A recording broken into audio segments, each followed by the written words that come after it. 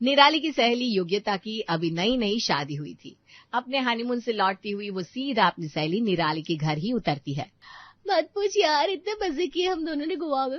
मुझे तो वापस लौटने को मन ही नहीं कर रहा था, फिर ससुराल है तो जाना तो पड़ेगा ही। ससुराल जाना पड़ेगा? अरे अरे, ये मेरे सामने तो बोल दिया, पर भूल कर भी ये अपने ससुराल पक्ष के किसी के सामने बोल मत देना वरना बहुत बड़ा हंगामा हो जाएगा। हंगामा क्या हो जाएगा? हंगामा तो हनीमून के पहले ही रोज हो गया था। मेरी सास ने अनिल को वीडियो कॉल कर दिया था और 2 घंटे तक लगातार बतियाई जा रही थी। अरे भाई, तुम्हारे बेटे को चुरा कर तो नहीं ले गई हूँ मैं, हनीमून पर ही तो गए। जब लौट जाएंगे तब जिगर से लगाकर बैठे रहना अपने जिगर के टुकड़े को। मेरा ये हनीमून तो दोबारा नहीं आने वाला। पर मम्मी जी को कौन समझाए, तो मैंने भी 2 बातें सुना दी। वहां से सीधा मम्मी जी ने मेरे मायके फोन कर दिया। अरे पर तू तो कह रही थी तूने हनीमून बड़ा एंजॉय किया गोवा में। वो तेरी काम वाली पोछा लगा रही थी ना, उसके कान में पड़ जाती बात तो।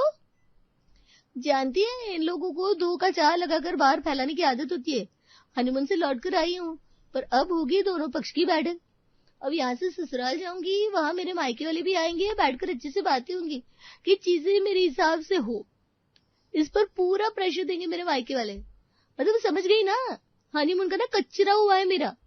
तुझसे पहले शादी हो गई मेरी, इसलिए कह रही हूँ बहन, शादी वादी मत करना। शादी के पहले लड़का अच्छा ही दिखता है, पर तुझे लड़की के साथ नहीं रहना, उसके ससुराल को भोगना है। योगिता की ये बात सुनते ही फूल कुमारी देवी यानी कि हमारी निराली की मम्मी अपनी साड़ी कमर में खोज कर सीधा वहां आकर खड़ी हो जाती है और कहती है, होते होंगे कलेश औरों के ससुराल में बेटा, क्योंकि उन लड़कियों को अपनी जुबान पर कंट्रोल नहीं होगा, न ही उनके दिमाग में होगी बुद्धि नाम की कोई चीज। पर उन सब में और मेरी बच्ची में बहुत फर्क है। और तेरी शादी पहले हो गई क्योंकि तू मास्टर्स की पढ़ाई नहीं कर रही थी। ग्रेजुएशन के बाद 2 साल तू घर पर बैठी हुई थी। बीच में बोल रही हूँ मम्मी, सॉरी। वो योगिता को 12वीं के बाद से ही शादी करनी थी, तो ग्रेजुएशन की शुरू होती है उसके घर वालों ने उसके लिए लड़के देखने शुरू कर दिए थे। हाँ हाँ, ये अलग बात है कि किसी के साथ जम नहीं रही थी और जैसे ही जब शादी हो गई ना, खुद तो शादी करने के लिए 5-7 साल से बेताब थी और अब मेरी बेटी के कान भर रही है कि शादी मत करना। देख योगिता, तू यहाँ अपनी सहेली से मिलने आई है, ठीक है, अपना रोना रोइए, वो भी ठीक है। इससे ज्ञान मत दे ऐसा। मेरी बेटी जहां भी जाएगी सुखी रहेगी, चाहे वो ससुराल कैसा ही क्यों ना हो, क्योंकि इसमें गुण है। फूल कुमारी का यही कॉन्फिडेंस उसकी बेटी निराली में भी बराबर से आया था। अगले रविवार फूल कुमारी अपने हस्बैंड और बेटे के साथ लड़के से परिवार से मिलने जा रही थी। अरे बेटा, जमाना बदल गया है, सामने से जाकर लड़के को देखना और फोटो देखने में फर्क होता है। आजकल तस्वीर में कुछ दिखता है और सामने कुछ।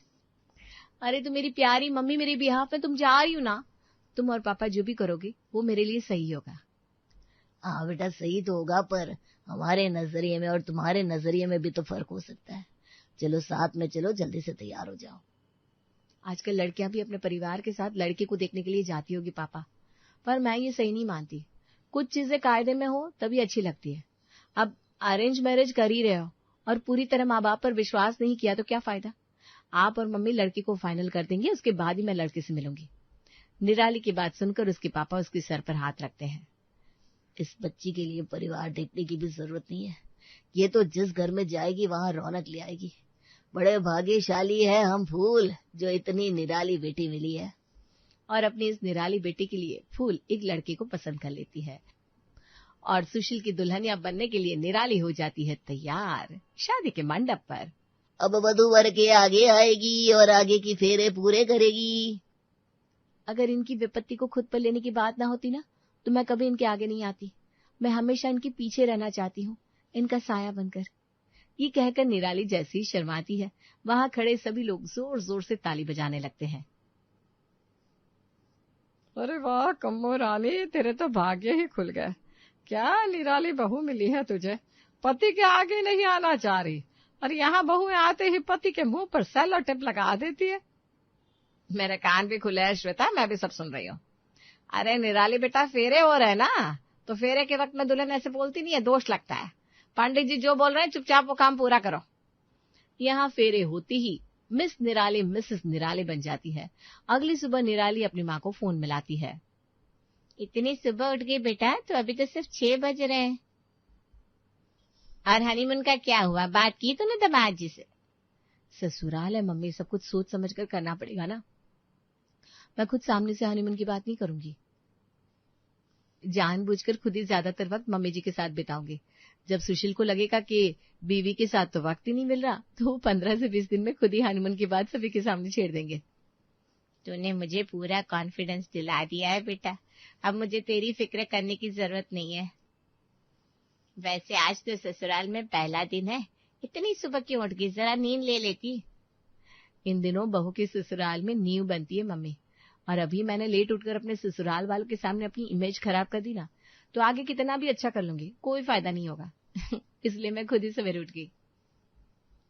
निराली को लग रहा था कि वो एमकॉम पास है और बोलने में इतनी स्मार्ट है तो ससुराल में आराम से निभ जाएगी, पर अब उसे पता चलने वाला था कि ससुराल किस टेढ़ी खीर का नाम है। एक हफ्ते निराली सारा काम खुद ही करती रहती, पर कमला उसे उंगली करने में कोई कसर नहीं छोड़ती। कितनी चूड़ी खनकाएंगी आप, यही हूँ, बोलिए। अपने मुंह से बोल सकती हूँ मैं, चूड़ी क्यों झांकने लगी? ये आवाज रसोई से आ रही है। निराली बेटा, ऐसे चूड़ी खन खन खनका कर खाना नहीं बनाते, घर का माहौल खराब होता है, समझा करो बेटा। सॉरी माँ जी, अब से ध्यान रखूंगी। खाना तैयार करने के बाद निराली सभी के लिए खाना डाइनिंग टेबल पर लगाती है और खुद सुशील के पीछे खड़ी हो जाती है। अब तो आए हुए मेहमान भी चले गए भाभी, अब आपको इस तरह खड़े रहकर हमें खाना परोसने की जरूरत नहीं है, आप भी बैठकर खाइए ना। नहीं दीदी, औहदे में आप बड़ी हैं, ये भी मुझसे बड़े हैं, पापा जी भी बड़े हैं और माँ तो माँ है। आप लोगों के साथ बैठकर मैं कैसे खा सकती हूँ? सभी को खिलाने के बाद ही खाना अच्छा लगता है मुझे। ये डायलॉग मारकर निराली खुद ही खुद में प्राउड महसूस कर रही थी, तभी उसकी सास कह देती है, ये खाने को सजाकर उसमें थूकने की आदत है क्या बहू तुझे? नहीं तो माँ जी, मैं समझी नहीं, फिर से बताइए ना। अपने पति के पीछे तो इस तरह खड़ी है, ये अच्छा सगुन नहीं होता बेटा। देख तेरी परछाई पड़ रही है ना सुशील के खाने की प्लेट पर। अब ये खाना अगर सुशील ने खा लिया तो उसके पेट में गड़बड़ हो जाएगी, समझा कर बेटा। जा जाकर रसोई में बैठ। ये क्या बात हुई भला? नाश्ते के बाद मोहन और सुशील दुकान के लिए निकल जाते हैं और नित्या कॉलेज के लिए, और अब जाकर निराली अपनी थाली लेकर डाइनिंग टेबल पर जैसे ही बैठी, उसकी सास उसके सामने आकर बैठ गई। अकेले खाने में दोष लगता होगा ना माँ जी, मुझे पता है, इसीलिए आप मेरा साथ देने आ गई ना। नहीं नहीं बेटा, तू समझे नहीं है, वो मेरी सीट है बेटा, मेरी कुर्सी मिली तुझे बैठने को। सास की सीट पर बैठने से बवासीर होता है बेटा, समझा कर। तुझे बवासीर हो गया तो रसोई का काम कौन करेगा? निराली उठकर सुशील की चेयर पर बैठ जाती है। अरे नहीं बेटा, पति का ओहदा बड़ा होता है, पति की सीट पर बैठेगी तो अगले जन्म में पति बनेगी ये। नहीं नहीं बेटा, ऐसा नहीं करते। ओके माँ जी। निराली उठकर अपनी ननद की चेयर पर बैठती है। अरे अरे, बहू और बेटे को एक कर देगी तो दिक्कत हो जाएगी ना बेटा। अब बता, नित्या सुशील की क्या लगती है? बहन। और तू क्या लगती है? पत्नी। दो रिश्तों को ऐसा नहीं मिलाते बेटा, दोष लगता है। तो यहाँ पर गिनकर 4 कुर्सियां तो है माँ जी, क्या डाइनिंग टेबल पर बैठकर खाऊं? अरे अरे, ये गलत बात कर दी ना बेटा तूने। डाइनिंग टेबल तो शीशे का है, तेरे वजन से अगर शीशा चटक गया तो पता है ना शीशा टूटना कितना अशुभ होता है, बेकार में दोष लग जाएगा बेटा। जमीन तो है ना, जमीन पर बैठकर खा ले और फिर पोछा लगा देना, इससे दोष नहीं लगता। और हाँ, तो मुझे जो माँ कहती है ना, तो माँ के साथ जी भी लगा कर। बड़ों के नाम के आगे अगर जी नहीं लगाते तो उनकी उम्र कम हो जाती है। हर चीज समझाते थोड़ी ना बैठूंगी, कुछ तो सीख कर आती मायके से। ये तो अभी शुरुआत थी। निराली के अच्छे बहू होने का भ्रम अब खत्म होने वाला था। नाश्ते का काम सलटाने के बाद निराली कपड़े धोकर बालकनी में सुखा देती है, दोपहर का खाना तैयार कर देती है और जाकर अपने कमरे में सो जाती है। तभी दरवाजे से अंदर आती है श्वेता। क्या बहू लेकर आई है तू, कम्मो गजब, जब देखो रसोई में दिखती है। नई शादी के बाद इतना काम करते तो मैंने आज तक किसी बहू को नहीं देखा। भाग्यशाली है तू कम्मो, भाग्यशाली। भाग्यशाली? तो पागल हुई है क्या? दूर से भाग्यशाली तो मुझे तू भी लगती है, पर तेरे अंदर क्या चल रहा है वो तो तू ही जानती है ना। कमला हाथ पकड़कर अपनी सहेली श्वेता को अपनी बहू के कमरे के दरवाजे तक ले जाती है। ये देख, ऐसी बहू मिली है मुझे, ये नींद में सोती है। अब कौन समझाए इसे कि बहू अगर नींद में सोती है तो घर में चोरी होती है। घर के गृहिणी को हमेशा कुत्ते की नींद सोना चाहिए कि कोई हल्की सांस भी ले ना तो उसकी नींद खुल जाए। और यहाँ देख, घर के अंदर आ गई तू, हम दोनों यहाँ खड़े हैं पर ये आराम से नींद में सो रही है। ऐसी बहू लाई हूं मैं, क्या कहूँ श्वेता अब तुझे। कमला ने तो हद कर दी थी। निराली कितना भी परफेक्ट होने की कोशिश कर ले, कमला कानून ची करना नहीं छोड़ती थी। अपने नाक को बंद कर बाथरूम से भागती हुई निराली बाहर आती है। ये क्या तरीका है? इस तरह क्यों भाग रही है बहू? भागते हुए घर से बाहर निकल जाएगी क्या? इस तरह बहुओं का यहाँ से वहां भागते रहना अच्छा नहीं होता। अब क्या बोल रही है माँ जी, यहाँ मैं अंदर मर जाती और आप है कि भागने की बात कर रही हैं। पापा जी कौन सा बम फोड़कर आते बाथरूम के अंदर, कोई चाहे तो स्मेल से आदमी लुढ़क जाए। उल्टी आ गई मुझे तो। बदतमीजी नहीं बहू, पापा जी बाथरूम गए थे तो वो स्मेल भी आशीर्वाद ही हुई ना उनकी। छोटी छोटी बात पर गृहिणियां इस तरह भागा दौड़ी मचाने लगे तो फिर तो हो गया। और हाँ, कपड़े बालकनी में है, अंदर ले आना। रात को कपड़े बाहर रह जाते हैं, कपड़ों में भूत आ जाता है बहू। मतलब कि बहू कितनी भी अच्छी हो जाए सास को नहीं जमती। गलत फहमी हो गई थी मम्मी जी की। मैंने सोच लिया था कि अच्छे से रहूंगी अपने ससुराल में, बिल्कुल गुमसुम सारा काम करके चलूंगी तो ससुराल में अच्छी निप जाएगी। पर मैं समझ गई सासू की आदत ही होती है उंगली करने की, और मुझे तो ऐसी सास मिली है कि क्या कहने। मेरे किए काम में जहां दोष लगता है उस दोष को मिटाने के लिए अब से आप ही काम कर लिया कीजिए मम्मी जी। नित्या, नित्या मेरा फोन लेकर आ। अभी फोन लगाती हूँ समधन जी को।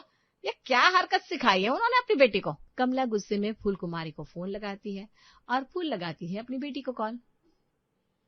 क्या बात है बेटा, तेरी बोली कब से ऐसी हो गई? तेरी सास कह रही है तू बदतमीजी कर रही है। कोई फायदा नहीं है मेरी मीठी बोली का यहाँ मम्मी। इन लोगों के लिए कितना भी ना कर दूं, इन सासों की आदत ही होती है बहू में कमी निकालने की। पड़ोसन से कहती है मेरी बहू इतनी खराब आ गई थी, नींद में सोती है। बताओ, अरे भाई लोग नींद में सोते ही है ना। तुम पापा और भाई को लेकर यहाँ आ जाओ, आप दोनों पक्ष बैठकर बात करो। अगर मुझे यहाँ शांति नहीं मिली तो मैं वहां आ जाऊंगी बस। योगिता को 4 बातें सुना रही थी, मैं लगता है उसकी ही नजर लग गई। नजर किसी की नहीं लगी है मम्मी, मुझे ये समझ में आ गया है कितना भी अच्छे बनकर जाओ ससुराल ससुराल ही होता है। मैंने आपको पहले ही बताया था देवरानी जी कि आज मैं अपने पति के साथ बाहर जाऊंगी और घर का सारा काम और जिम्मेदारी आप संभाल लेना, लेकिन फिर भी आपने कुछ नहीं किया। आपकी मेरी ऐसी कोई बात नहीं हुई थी। बेकार में आप मुझे अपनी जिम्मेदारियां देना बंद कर दीजिए। इतने साल हो गए हैं आपके साथ रहते हुए, अभी तक आपकी झूठ बोलने की आदत नहीं गई है। मैं कोई झूठ नहीं बोल रही हूँ, आपकी इज्जत करती हूँ, इसका मतलब ये नहीं कि आप कुछ भी बोलती रहेंगी। वो तो माँ जी हमें अलग नहीं होने देती, वरना आप जैसी झूठी औरत के साथ तो मैं कभी ना रहूं। मैं झूठी नहीं हूँ, आप झूठी हो। जो चीज आपने मुझे बोली ही नहीं उसकी जिम्मेदारी आप मुझे कैसे दे सकती हो? मुझसे ज्यादा बड़ी आप है। अभी इतनी कमजोर याददाश्त नहीं हुई है मेरी कि सब चीज भूल जाऊं। दोनों ही इसी तरह से लड़ाई कर रही होती है और अपनी माँ और बड़ी माँ को लड़ाई करता हुआ देखकर करिश्मा जैसे ही घर के अंदर घुसती है तो वो अपनी माँ का साथ देने की जगह बड़ी माँ का साथ देते हुए कहती है, माँ आप बड़ी माँ से बहस क्यों कर रही हो? बड़ी माँ ने मेरे सामने ही आपको कहा था कि घर की पूरी जिम्मेदारी संभाल लेना, और वो बड़े पापा के साथ में आज बाहर जाने वाली है। तेरी बड़ी माँ ने मुझे ऐसा कुछ भी नहीं कहा था। हाँ माँ कहा था। अगर अभी भी यकीन नहीं है तो कोई बात नहीं, थोड़ी देर में जब भैया घर आ जाएंगे तो उनसे पूछ लेना। उस समय मैं और वो दोनों इस घर में थे जब बड़ी माँ ने आपको ये बोला था। सुन लिया तुमने? तुम्हारी बेटी क्या कह रही है? कम से कम अब तो मान लो कि तुम भूल गई हो और बुढ़ी हो गई हो और तुम्हें कुछ भी याद नहीं रहता। अनु के मुंह से ये सब सुनकर अब आशा अपने कमरे में चली जाती है। थोड़ी ही देर में करिश्मा उसके कमरे में जाती है तो आशा गुस्सा करती हुई उसे कहती है, क्या जरूरत थी तुझे सच्चाई की मूरत बनने की? अपनी बड़ी माँ के आगे ये नहीं कह सकती थी ना कि उसने ऐसा कुछ नहीं कहा? उन्होंने आपसे बात की थी तो मैं कैसे झूठ बोल सकती थी? आपको याद रखना चाहिए था, आपकी गलती है। तो मेरी बेटी है या उसकी? जब जरूरत हो तो साथ नहीं देती। आशा गुस्सा हो जाती है। करिश्मा भी अब बिना कुछ कहे अपने कमरे में चली जाती है। उसके लिए ये आदत थी, वो सही को सही और गलत को गलत बोला करती। जो गलत होता उसका साथ कभी नहीं देती। उसकी ये आदत घर के सारे लोग जानते थे। ऐसे ही एक दिन उसकी भाभी ने उसे कहा, सुनो करिश्मा, आज तुम्हारे भैया आए हैं तो बोल देना कि मेरी तबीयत सुबह से खराब है, मेरा आज खाना बनाने का मन नहीं कर रहा है, वो खाना बाहर से ले आएंगे। पर भाभी अभी दोपहर में तो आप अपने दोस्तों के साथ शॉपिंग पर गई थी और अब बोल रही हो कि आपकी तबीयत खराब है। अरे नहीं यार, मेरी तबीयत खराब नहीं है, बस आलस आ रहा है और खाना बनाने का मन नहीं कर रहा, तुम बोल देना। नहीं भाभी, मैं ऐसा कुछ नहीं बोलूंगी। अगर आपको आलस आ रहा है, खाना बनाने का मन नहीं है, तो आप भैया को सीधा बोल दो कि वो बाजार से खाना लेकर आ जाए, वो ले आएंगे, लेकिन मैं झूठ नहीं बोलूंगी। करिश्मा ये क्या आदत है तुम्हारी? कल को तुम भी तो शादी करके किसी के घर जाओगी। हर बार सच्चाई की मूर्ति बनना जरूरी नहीं होता है। भाभी, जब मैं शादी करके अपने घर चली जाऊंगी तब भी मैं अपना नेचर ऐसे ही रखूंगी और सच को सच और गलत को गलत बोलूंगी। मैं भैया से कोई झूठ नहीं बोलने वाली हूँ और उन्हें ये भी जरूर बताऊंगी कि आपने मुझसे झूठ बोलने के लिए कहा है। करिश्मा ये बोलकर अपने कमरे में आ जाती है और वहीं आयुषी मुंह बनाते हुए कहती है, कोई बात नहीं ननद जी, आपकी शादी हो जाने दीजिए, तब देखती हूँ कि आप कितनी सच्चाई की मूरत बनती है। कुछ दिनों की तो बात है। करिश्मा की आदत से हर कोई वाकिफ था। जो उसे झूठ बोलने के लिए कहता या गलत का साथ देने को कहता, करिश्मा साफ मना कर दिया करती। बस उसकी दादी पल्लवी उसे समझाती थी, क्योंकि पल्लवी ने ही उसे ये आदत सिखाई थी। कुछ समय बाद उसके लिए दीपक नाम के लड़के का रिश्ता आता है और करिश्मा के पापा ने कहा, बहुत अच्छा लड़का है दीपक, हमने अच्छे से उसकी खोजबीन की है। तू इस घर में बहुत खुश रहेगी। अगर तुझे कोई और लड़का पसंद नहीं आए तो हम शादी की बात आगे बढ़ा देते हैं। पापा, मुझे कोई पसंद नहीं है, आपको जो अच्छा लगे आप मेरी शादी उससे करवा दो। बस फिर क्या था, आशीष जी शादी की बात आगे बढ़ाते हैं और कुछ समय के बाद करिश्मा और दीपक की शादी हो जाती है। करिश्मा के मायके वालों को लगा था कि शादी के बाद उसकी आदतें बदल जाएगी, लेकिन ऐसा कुछ भी नहीं हुआ। दीपक की शादी जैसे ही करिश्मा से होती है, अगले दिन करिश्मा अपनी पहली रसोई की रस्म के लिए खाना बना रही होती है। तभी वहाँ उसकी जेठानी प्रार्थना आती है और कहती है, कैसी हो देवरानी जी, तुम तो बहुत ही फुर्तीली बहू निकली, आते ही रसोई की जिम्मेदारी संभाल ली तुमने। हाँ दीदी, आज नहीं तो कल जिम्मेदारी संभालनी ही थी ना, तो मैंने सोचा देर नहीं करनी चाहिए। और हर लड़की अपनी पहली रसोई की रस्म के लिए एक्साइटेड होती तो है ना। देखा तुमने, मुझे दीदी बोला है और तुम मेरी छोटी बहन की तरह हो, इसलिए सोचा कि तुम्हें थोड़ी सलाह दे दूं। बताइए ना दीदी, सब कुछ ठीक तो है ना? क्या हो गया? देखो, तुम जैसा सोचती हो हमारी सास उतनी भी अच्छी नहीं है, इसलिए इतना काम करके उन्हें दिखाने की जरूरत नहीं है, वरना वो तुम्हें तो दबाती रहेगी और काम करवाएगी। मैं तो कहती हूँ तुम यही कहो कि आधे से ज्यादा चीजें तुम्हें बनानी नहीं आती। आज तुम्हें जो ठीक लगे ना बना लो, लेकिन रोज रोज घर की नौकरानी नहीं बनना। थोड़ा सोच समझ कर चलना। हमारी सास वो है जो कब वार कर दे पता ही नहीं चलेगा। दीदी, आपको ऐसा नहीं कहना चाहिए, वो जैसी भी हमारी सास है। जो बोल रही हूँ ना सच बोल रही हूँ करिश्मा, और तुम्हारी भलाई के लिए बोल रही हूँ। अरे मेरी सास ने कितनी बार मेरे और मेरे पति के बीच में लड़ाई करवाने की कोशिश की है। प्रार्थना और करिश्मा ऐसे ही बात कर रहे होते हैं कि तभी रसोई में उसकी सास सरला आ जाती है। सरला ने आधे से ज्यादा बातें दरवाजे पर खड़ी सुन ली थी। वो आते ही प्रार्थना पर गुस्सा करते हुए कहती है, क्या बात है बहू, तू छोटी बहू को क्या भड़का रही है? अभी तो उसे घर में आए एक भी दिन नहीं हुआ है और तूने घर में आग लगानी शुरू कर दी। प्रार्थना सुनकर घबरा जाती है और तभी करिश्मा की तरफ आंख का इशारा करती है और घबराते हुए सरला से कहती है, नहीं माँ जी, मैं तो बस करिश्मा को ये बोली थी कि कोई मदद चाहिए तो बता देना, मैं आपकी बुराई नहीं कर रही थी, आपको कोई गलतफहमी हुई है। क्यों करिश्मा? करिश्मा बहू सच सच बता, प्रार्थना मेरी बुराई कर रही थी ना? प्रार्थना करिश्मा से कुछ न बताने का इशारा कर रही थी, लेकिन करिश्मा सब कुछ अपनी सास को बता देती है और सरला ने प्रार्थना से गुस्से में कहा, रुक जा, अभी तो बहू का पहला दिन है, इसलिए तुझे कुछ नहीं कह रही। कुछ दिनों के बाद मैं इस बारे में बैठकर पूरे परिवार वालों से बात करूंगी, फिर तेरे मायके वालों को बुलाकर पूछूंगी कि कितना परेशान किया हुआ है मैंने तुझे, और अगर ज्यादा परेशान किया है तो तुझे अपने साथ ही ले जाए। सरला ये बोलकर रसोई में चली जाती है और प्रार्थना गुस्से में करिश्मा से कहती है, तुम यहाँ सब लोगों के साथ प्यार से रहने आई हो या फिर आग लगाने के लिए आई हो? तुम चाहती तो झूठ बोल सकती थी। दीदी, मैं झूठ नहीं बोलती, मैं बस वही बोलती जो सच होता है। कोई बात नहीं, अब तो उम्र भर हम दोनों को एक ही छत के नीचे रहना है ना, देखती हो तुम कितनी सच्चाई की मूरत हो। प्रार्थना ये बोलकर गुस्से में चली जाती है और करिश्मा अपना काम करने लग जाती है। लेकिन उस दिन से देवरानी जिठानी के रिश्ते में खटास आ गई थी। ऐसे ही एक दिन जब करिश्मा हॉल में बैठी हुई थी, तभी उनकी पड़ोसन रेखा आती है और कहती है, कैसी है करिश्मा बहू, अब तो तुझे इस घर में आए हुए कुछ दिन हो गए हैं, घर में मन तो लग गया है ना? आंटी जी, घर वाले बहुत अच्छे हैं, धीरे धीरे एडजस्ट कर लूंगी, बस थोड़ा समय लगेगा। अपनी सास को देख जरा, वो अपने कमरे में है या नहीं? उसने मुझसे 5,000 उधार लिए थे और आज वापस करने की कही थी, लेकिन अभी तक नहीं दिया है और फोन भी नहीं उठा रही है। ठीक है आंटी जी, आप बैठिए, मैं अभी देख कर आती हूँ। अब करिश्मा अपनी सास के कमरे में जाती है और उन्हें सब कुछ बताती है। तो सरला ने कहा, अरे हाँ बहू, घर में शादी की तैयारियां चल रही थी, माहौल था तो मैंने रेखा से 5,000 उधार ले लिए, लेकिन अभी तेरे ससुर जी की जो पेंशन आई वो इधर उधर खर्च हो गई है। तू उसे बोल दे कि मैं घर नहीं हूँ, बाहर गई हुई हूँ और अपना फ़ोन घर पर ही भूल गई हूँ। माँ जी, झूठ नहीं बोलूँगी मैं, आप जाकर बाहर खुद ही कोई बहाना लगा दीजिए। इतनी भी सच्चाई की मूर्त बनने की जरूरत नहीं होती है, बस तुझे जाकर एक छोटा सा झूठ ही तो बोलना है बाहर।